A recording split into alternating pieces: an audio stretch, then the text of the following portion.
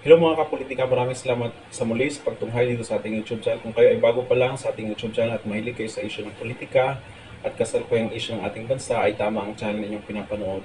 So mga kapolitika, ang ating pag-uusapan sa issue nito ay itong tungkol sa amendment ng Constitution.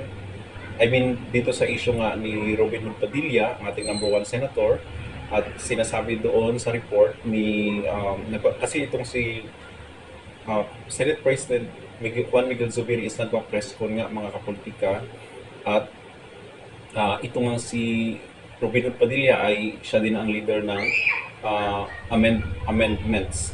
Okay, so Committee on Amendments mga kapolitika. So ibig sabihin kung may mga baguhin sa provisions or sa saligang batas is nakatoka nga or naka-assign nga itong si Robin Hood Padilla dito sa mga usaping ito. But dito nga sa usapin ng charter change, kasi mainit na naman ang issue nito na pagbabago nga sa ating 1987 Constitution mga politika is ang sinabi dito ni Juan Miguel Zubiri is hindi nga nakatoka itong si Robin Hood Padilla sa pagbabago ng Constitution kasi nga hindi daw po kakaya ni Robin Hood Padilla itong issue ito. So anong masasabi natin dito mga kapolitika, kasi bad side or negative side, negative ito sa side ni Robin Hood Padilla kasi nga parang na-itchapwera siya, di ba? So hindi ewan ko kung anong yung kanyang salubin dito, pero ito nga si Juan Miguel Subiro ay nagpahayag na hindi nga daw karapat dapat itong si, I mean hindi deserve or hindi kakaya ni Robin Hood Padilla na hawakan itong amendment sa 1987 Constitution or itong ang sinasabi nila na charter change.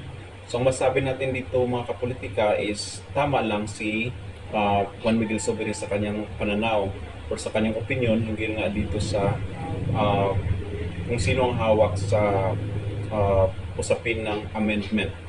And kasi nga kailangan daw po lawyer or abogado yung hawak or bihasa sa batas itong hahawak ng charter change or pagbabago ng ating konstitusyon.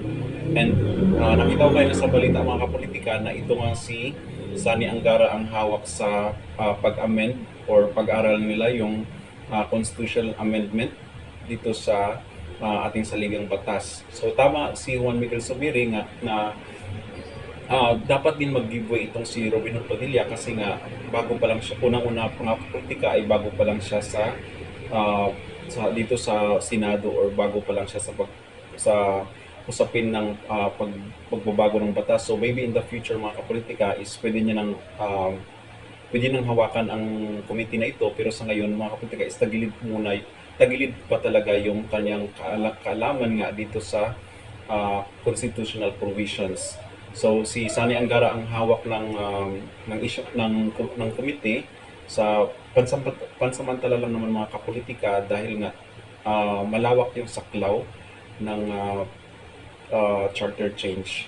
So siguro ang mag-adjust ito din mga kapolitika ay si Robin Hood Padilla or mag-giveaway kasi nga baka hindi talaga kakaya ng mga kapolitikas. Okay?